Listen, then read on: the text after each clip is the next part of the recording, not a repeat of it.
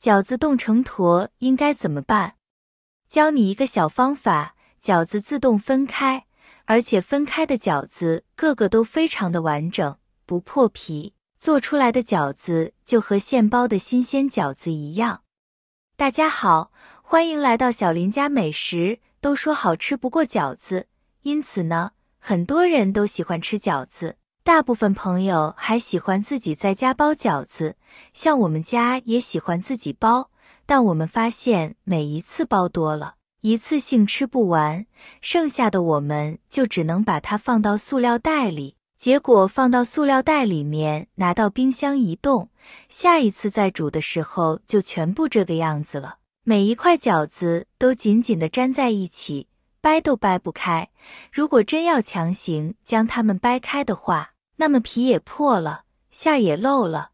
其实像这种投在一起的饺子，只需要2分钟的时间就能将它完全分开，根本不用一个一个去掰手，轻轻一碰就自动的分开了，个个完整不破皮。首先我们准备一个大一点的盆子，盆子里面准备大半盆的清水，这里的水一定要用冰水哦，千万不能用热水。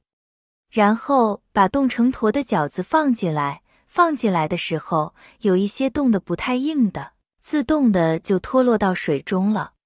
比较严重一点的，就还需要再泡上2分钟，甚至是更长的时间。这个时候，我们再继续往饺子上面淋入冰水。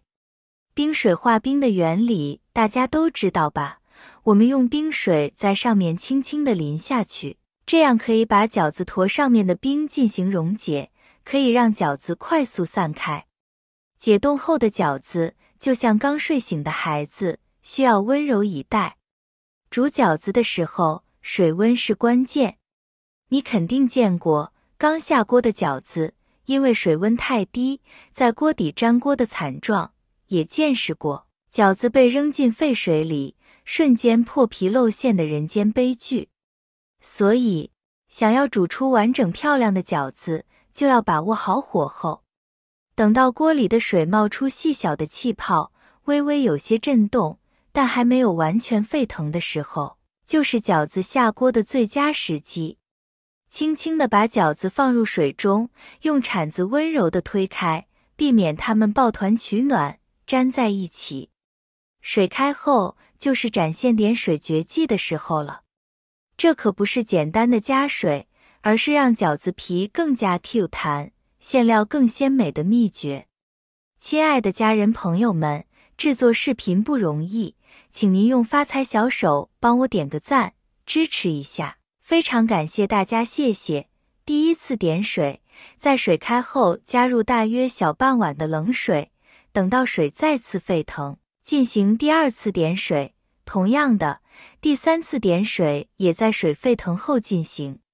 每一次点水都是为了让饺子皮经历热胀冷缩的过程变得更加紧实，就像给它们穿上了一层金钟罩，再也不怕煮破皮了。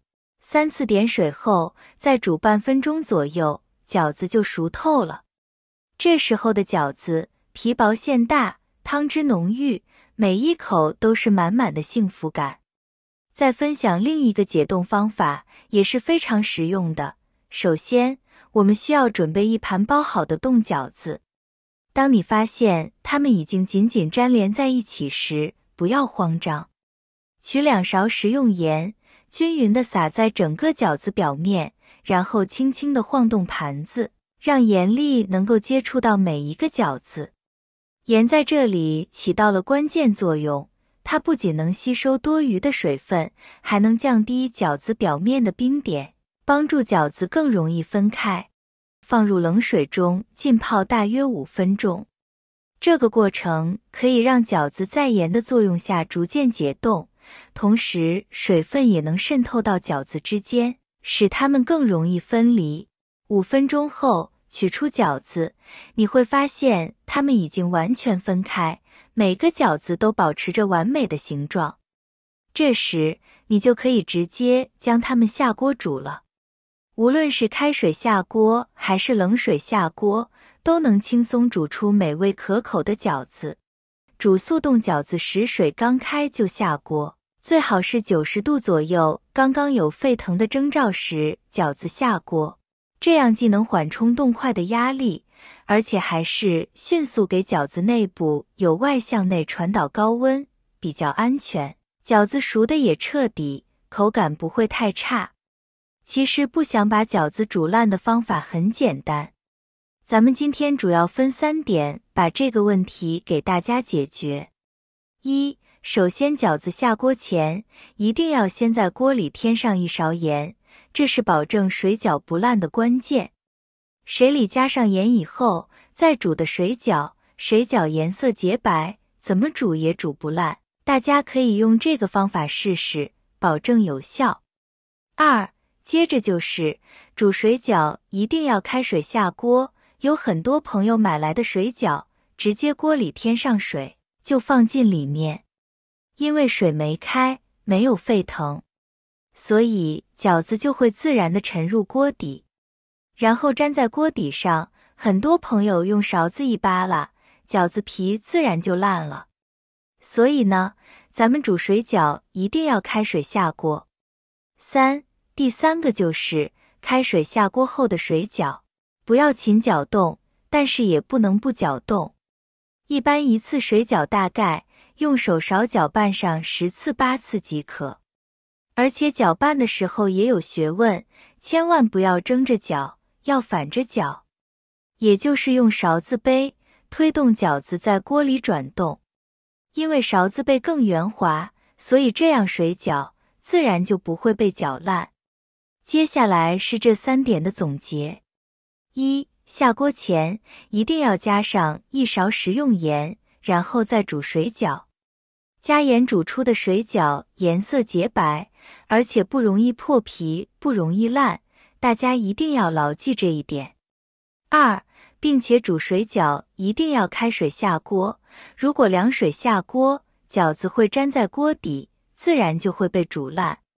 3. 还有就是搅拌水饺时，一定要用勺子背，因为勺子背更圆滑，这样水饺才不容易破皮。还有刚包的水饺，一定要在案子上多撒上一些面粉，以免水饺渗水，导致面皮都钉在案板上，这样下出的水饺也很容易烂。解冻水饺的方法简单，但实用，大家都学会了吗？